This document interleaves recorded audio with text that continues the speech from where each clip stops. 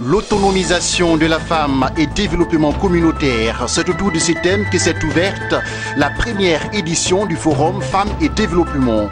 Il s'agit de présenter le savoir-faire dans le domaine agricole pour une autonomisation des femmes en Côte d'Ivoire. Comme chaque année, le peuple Maï, un groupe socio-ethnique basé à Savalo dans le sud du Bénin, a célébré cette année la fête de l'Igname. Les temps forts de ces retrouvailles tout à l'heure. Bonsoir à tous et à toutes et bienvenue si vous nous rejoignez sur Business 24 Africa. Il s'est ouvert ce mardi à Abidjan la première édition du Forum Femmes et Développement organisé par la Fondation AVI. La rencontre se tient autour du thème autonomisation de la femme et développement communautaire. Il s'agira donc au cours de cette rencontre d'échanger avec les parties prenantes afin de présenter le savoir-faire dans le domaine agricole pour une autonomisation des femmes en Côte d'Ivoire. Sandrine Bamba et Soro Chelina.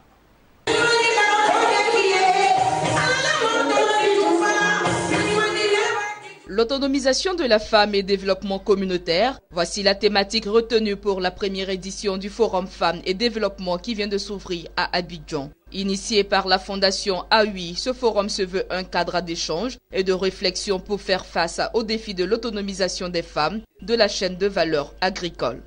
La cérémonie qui nous réunit ce jour nous donne l'occasion de souligner une fois de plus le rôle socio-économique primordial des femmes dans nos communautés. En effet, la femme aujourd'hui est passée du statut de la fourmi oubliée à celui du véritable agent économique.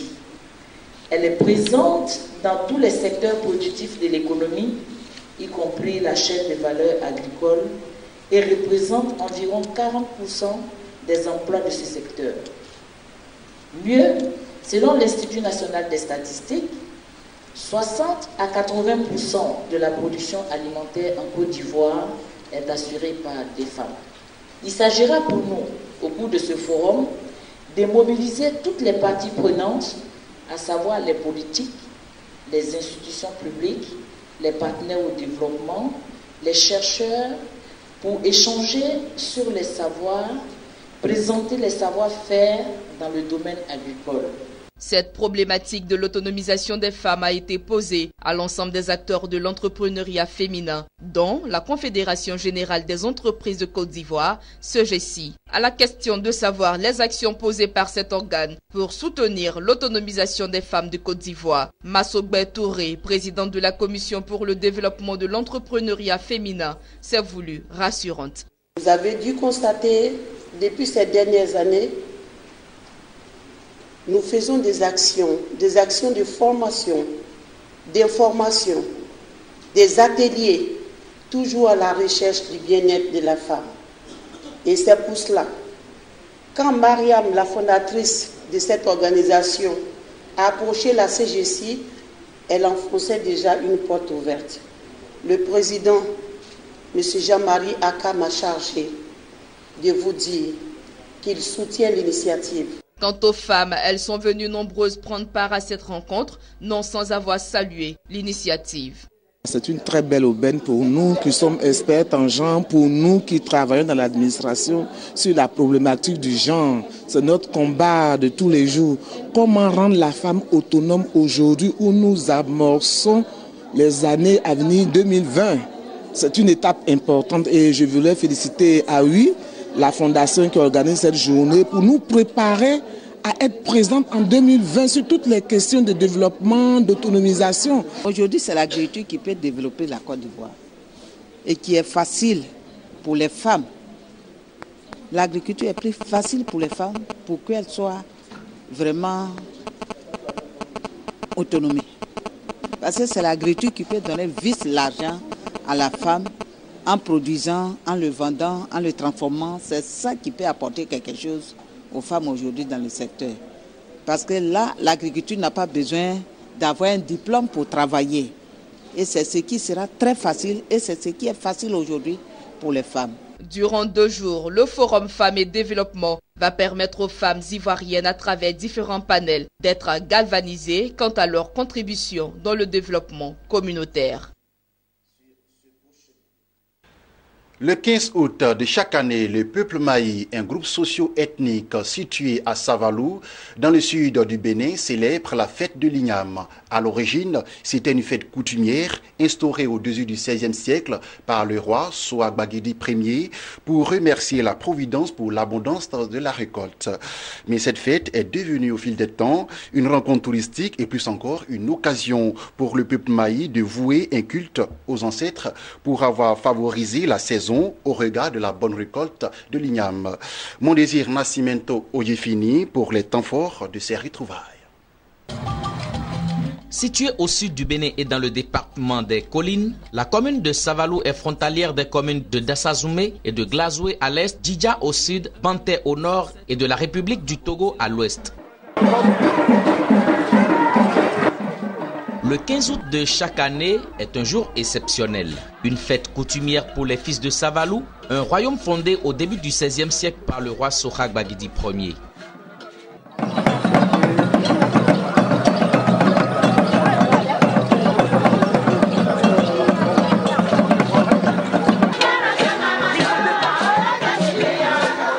C'est la fête de l'Igname.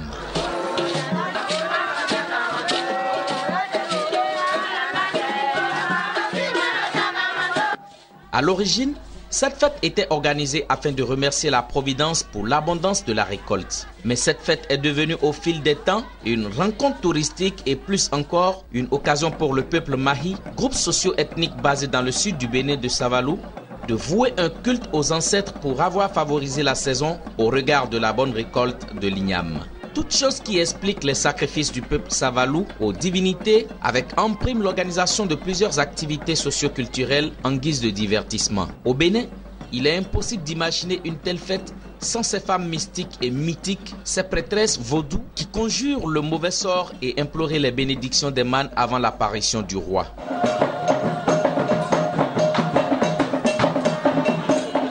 Une fête au cours de laquelle les rythmes et les danses coutumières sont exécutés pour conjurer le mauvais sort. Le principal acte de la fête de l'Igname au Bénin et qui constitue la vraie curiosité est le rituel de la consultation de l'oracle, encore appelé le Fa. Il s'agit de savoir si oui ou non l'on peut consommer la nouvelle Igname, mais aussi quel sacrifice éventuel s'impose avant la consommation de cette tubercule fraîchement sortie des buttes à l'issue de dur labeur des braves producteurs.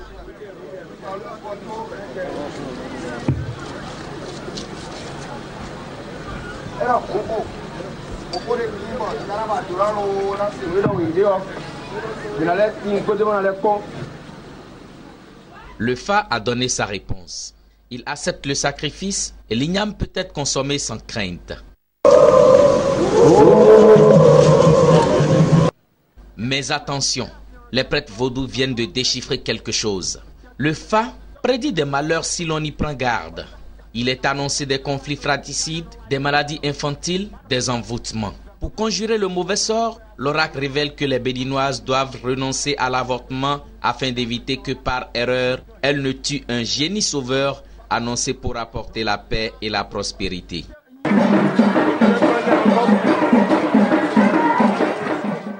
Au-delà des aspects magico-religieux, la fête de l'Igname Tevihwe est devenue une rencontre touristique dans la cité des Baguidi, mais également un rendez-vous pour les ressortissants de cette partie du pays. Pour la mobilisation, les petits plats ont été mis dans les grands pour faire de ces retrouvailles entre ressortissants de ce royaume un événement de taille. La particularité de cette édition est la participation active du ministre d'État, secrétaire général de la présidence de la République du Bénin, Pascal Irené Koupaki.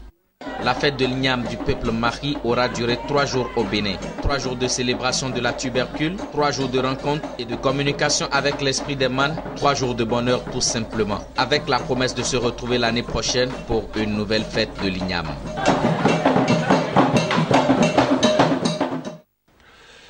Très belle ambiance au Bénin. Au chapitre des informations en bref et en images, rendons-nous en Guinée où l'autorité des postes et des télécommunications a décidé de se doter d'un système technique qui contrôlera les radiations électromagnétiques générées par les tours et auxquelles sont exposées les populations. Un appel d'offres international a même été lancé par l'autorité des télécoms le 29 août 2017. Dans cette procédure de recrutement, l'autorité précise à l'endroit des potentiels soumissionnaires que le système qu'il veut acquérir devra être conforme aux recommandations à la fois de la Commission internationale de protection contre les rayonnements non ionisants et de l'Union internationale des télécommunications. Toujours en bref, en Éthiopie, le secteur textile a généré des recettes d'exportation de 89,3 millions de dollars et 17 000 emplois durant l'exercice annuel 2016-2017. Achevé le 7 juillet dernier, révèle Fibre to Fashion. Le niveau de devise marque une baisse de 24,4% par rapport à l'année précédente. D'après Bagale Feleke, ministre de l'Industrie, les principaux défis qui affectent l'industrie manufacturière comprennent notamment la capacité limitée de production des matières premières et le manque de connexion avec les marchés d'écoulement des produits finaux. Fin de ce temps d'information, j'ai été très ravi de vous l'avoir présenté. Je vous retrouve mercredi 21h pour un nouveau journal. Restez sur la chaîne de l'économie.